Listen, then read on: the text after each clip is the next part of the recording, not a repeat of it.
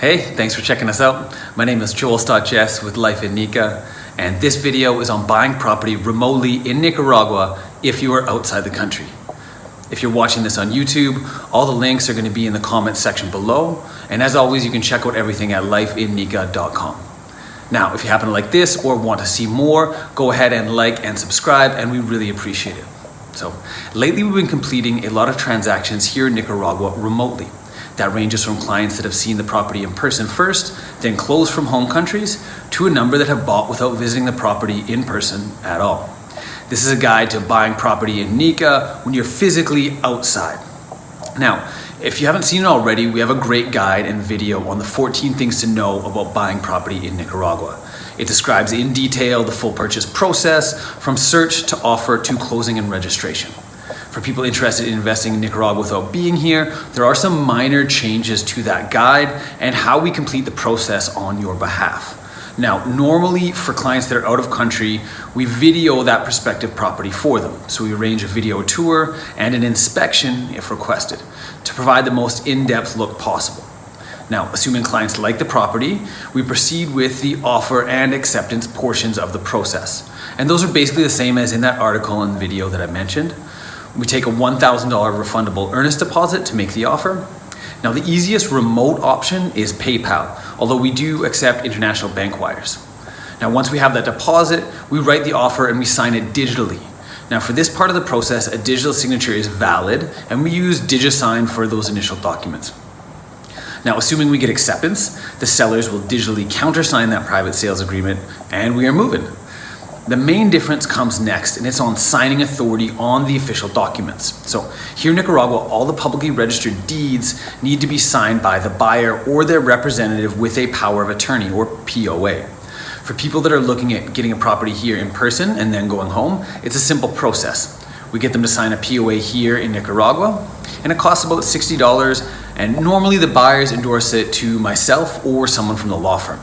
That POA is generally very specific and normally allows the designee to sign purchase and corporate formation documents, but not sales.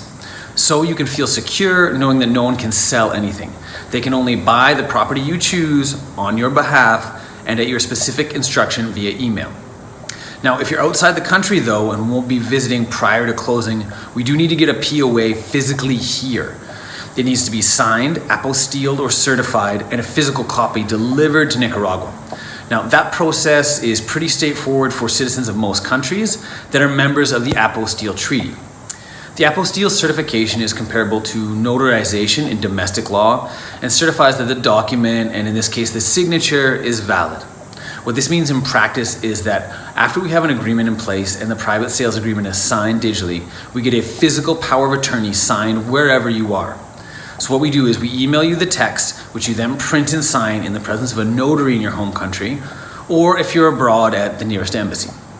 Then that document is apostille stamped. If you're in the US, that would be at your Secretary of State's office. In other countries, that would be the Foreign Office, National Secretary of State, or whatever the analogous federal office is. Now, if you're from Canada, the process is a little different as the country isn't a party to the Apostille Convention.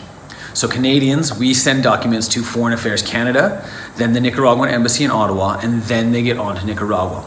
It's a process that involves prepaid FedEx envelopes and instructions, and we try to make it as simple as possible for my fellow Canucks. So does that sound a little confusing?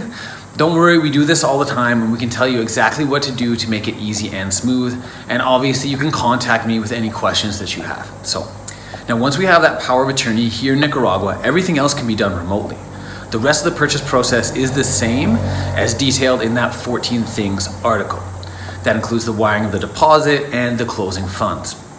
Now, on closing day, we sign for the property on your behalf using that POA, and it is legally yours or registered into whichever company that you choose to hold it. We do like to let clients know that it does take 2 to 3 months after closing to complete the full registration process. That's because we have to physically register documents with multiple government authorities. They have to be completed in a sequential order, and that takes a certain amount of time. So the property is yours on the day we close, but the registration takes a little while to complete. Now, all of those steps are completed by myself and your lawyer, and you don't have to do a thing. You don't have to be in Nicaragua for any of these steps. After closing, we can connect you with some excellent property management companies to take care of it, earn you rental income, or just look after it until you arrive. This whole process is easy to complete remotely, and we do it all the time. Now, I hope that was helpful. If you want to know more about investing in Nicaragua, please feel free to contact me, whether it's for real estate or consulting. And as always, you can check out the site at lifeinnica.com for more if you like. And obviously, feel free to like and subscribe if you enjoy. So thanks for watching.